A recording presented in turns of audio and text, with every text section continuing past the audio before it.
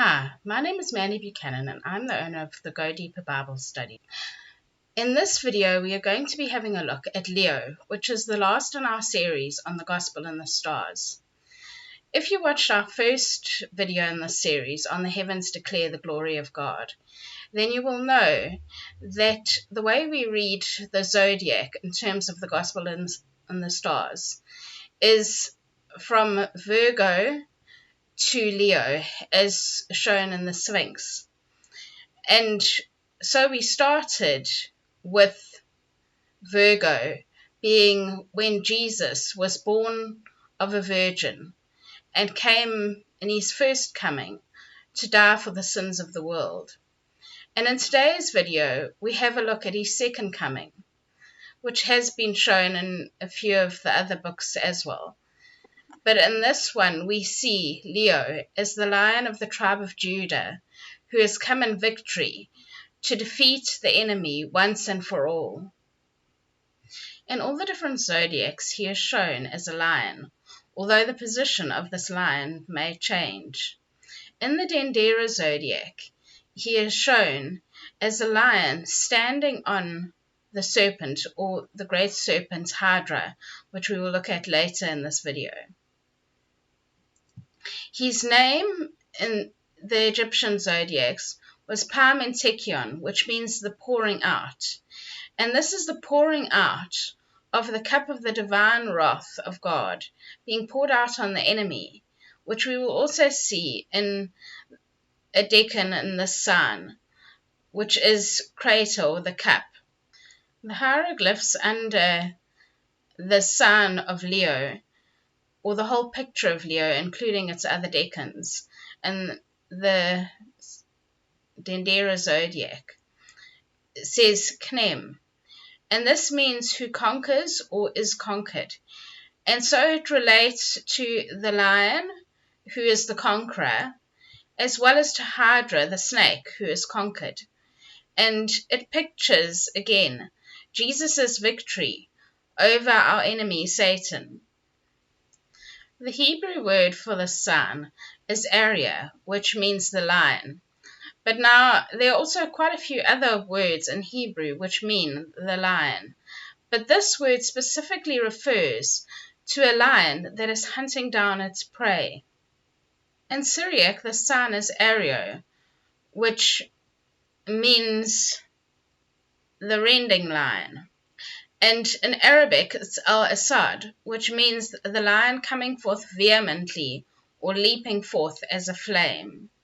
So in all of these words, we see that this sun shows a lion that is hunting and is getting the victory over its prey. And that prey is Satan, our enemy. There are 95 stars in the sun, and the brightest, Alpha, is in the heart of the lion, and so in modern zodiacs is just known as Corleonis, meaning the heart of the lion. But in more ancient zodiacs, it is called Regulus, which means treading underfoot.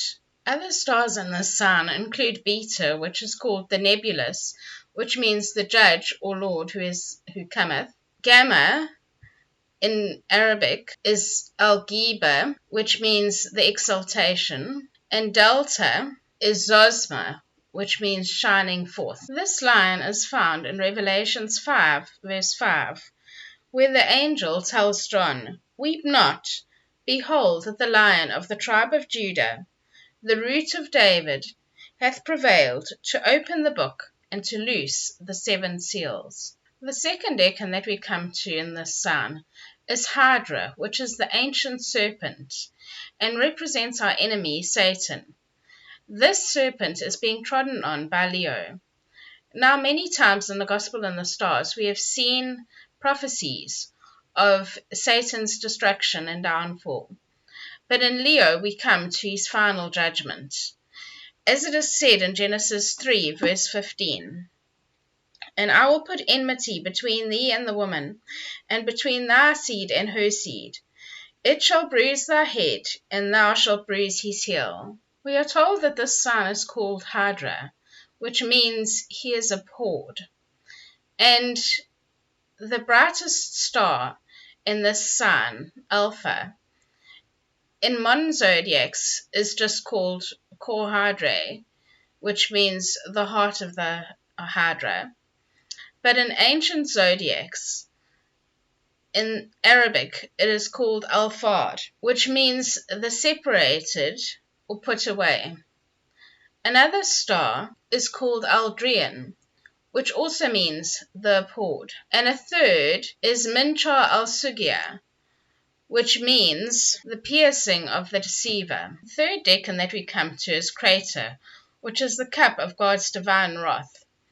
And this cup can be found in Psalm 75, verse 8, Psalm 11, verse 6, and Revelation 14, verse 10. And I'm going to read from Revelation 14, verse 10 in the King James Version. The same shall drink of the wine of the wrath of God, which is poured out without mixture into the cup of his indignation. And he shall be tormented with fire and brimstone in the presence of the holy angels, and in the presence of the Lamb. Some of the stars that are found in this cup are also shown in Hydra, and actually form a part of both constellations. And so we see that this cup of divine wrath is being poured out on the Hydra, or God's divine wrath is being poured out on Satan. Interestingly, there are 13 stars in this sign, which is the number of apostasy, and there are 9 stars in the next decan, Corvus, the raven, which stands for, number 9 stands for the number of judgment. And so here we see that there is judgment upon our enemy Satan. And Corvus is the last decan that we come to in this sign, and it shows a bird of prey waiting to devour the remains of the serpent. In the Dendera zodiac, this raven was known as Her-Na, which means the breaking up or failing of the enemy.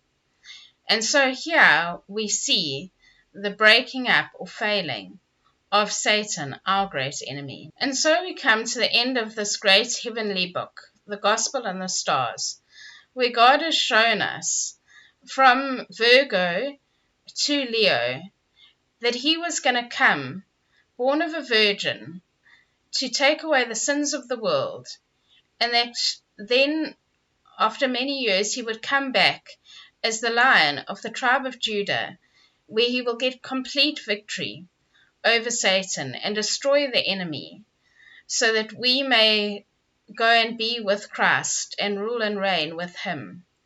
So I trust that you've enjoyed this Gospel and the Stars, and that you'll join us for our next series, which is looking towards Christmas, and we will have a look at the Magi and who they were and their gifts that they brought. And then we will also go on to other videos as it gets nearer to Christmas. So I trust that you've enjoyed this series and that you'll join us again. Thank you and goodbye.